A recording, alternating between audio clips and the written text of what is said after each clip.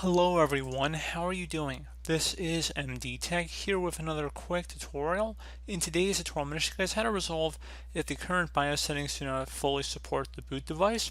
So this should hopefully be a fairly straightforward tutorial today, guys, and without further ado, let's go ahead and jump right into it. So first thing wouldn't be a software issue, but actually like a physical issue or connection issue you want to take a look into. So you want to go open up your computer case and see if the SATA cable is disconnected from your hard drive and the motherboard to make sure everything is a tight connection in there. And then you might also want to try disconnecting your hard drive from the power supply and then put it back within, I would say, 30 seconds or so. So then you would boot up again and see if that resolves the problem.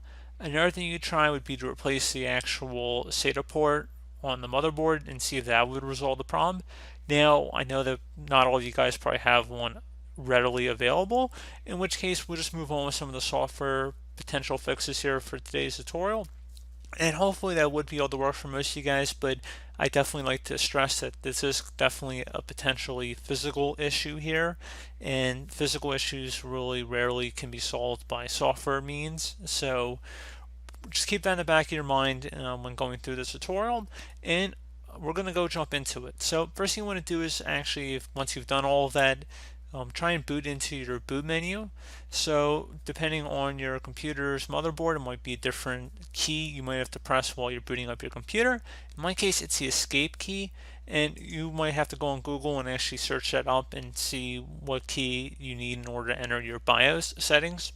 So just go do that if you're unaware. But we're going to go ahead and use my arrow keys to scroll down to the enter setup option. Again, this will look different for everybody. And you can notice at the bottom there should be a key. Now every computer BIOS is a little bit different, but there should be a key somewhere on the screen. And in my case, I see there's an F9 key that says setup defaults. So I'm going to tap that respective key. There will be a little pop-up here that says load default configuration now, and the yes option is highlighted. In my case, you might need to use your arrow keys to move back and forth depending on your setup here and what's the default option on your BIOS. But yes is the default option, that's the one we want to select. So I'm going to hit enter on my keyboard to load them, and then I'm going to tap the F10 key to save and exit. It's going to say save configuration changes and exit now. I'm going to select yes. So now it should relaunch our computer here, so just give it a moment here to let it boot back up into Windows.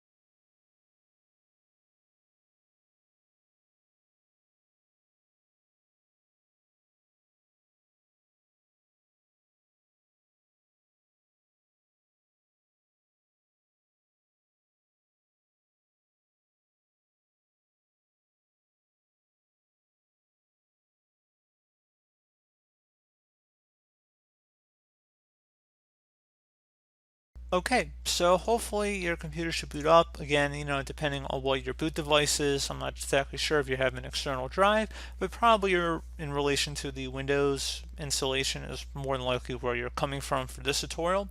So if you're still having a problem, you can try running a startup repair as well, or system restore, and you can access that in different ways. So you could boot from the media creation utility, which I have tutorials on my channel about how to do that. So if you search that up, you should be able to boot into recovery options from an external CD or DVD, or specifically DVD because it doesn't have the storage capacity for that, or you could use a USB drive as well.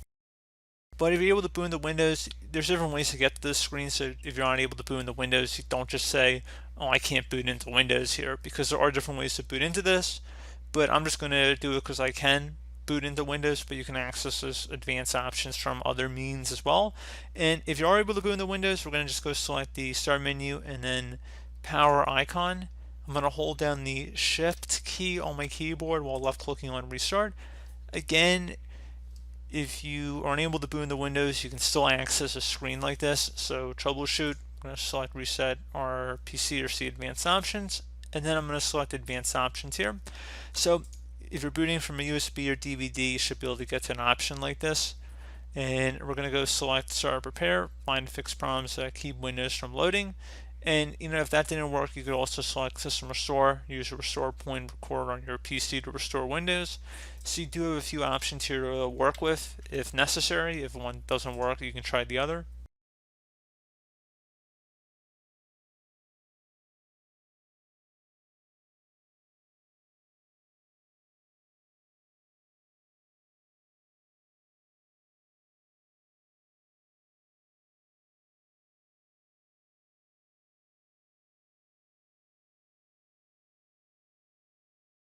And you'd select the user account you're trying to perform the start prepare for, enter in the password if there is one on the account, and then we're just going to go let this run. It should take a few minutes, more than likely for most of you guys.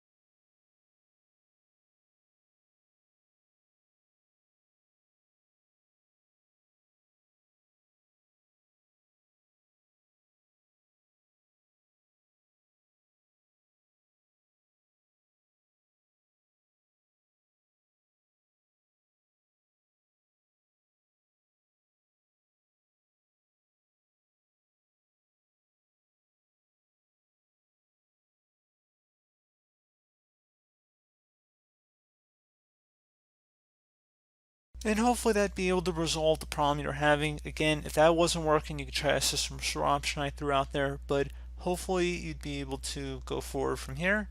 And as always, thank you guys for watching this brief tutorial. I do hope that I was able to help you out, and I do look forward to catching you all in the next tutorial. Goodbye.